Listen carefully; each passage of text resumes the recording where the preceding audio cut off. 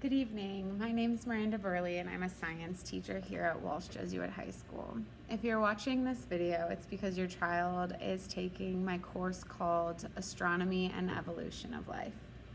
A little bit about myself is I also teach chemistry here at Walsh. I graduated from Walsh University in 2010 and I taught for a year or a year and a half at Nordonia High School, teaching biology and chemistry.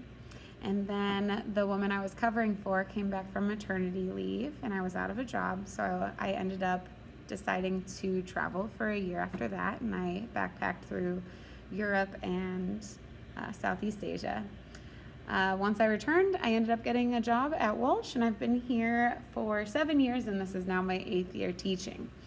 A couple of years ago, I took over this course from a previous social studies teacher, and it used to be called History of Science, but now I've taken it into a more scientific perspective versus the history of science.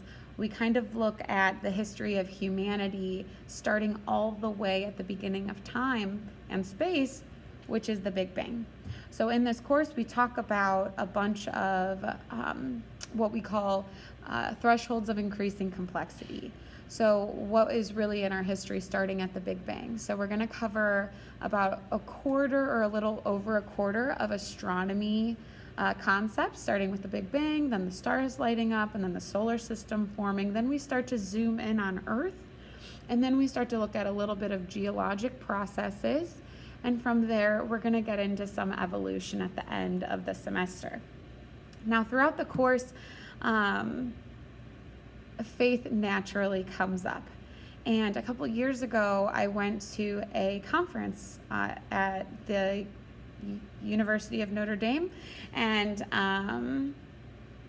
or Notre Dame University, the one that's out in a different state. And it was about the relationship between science and faith.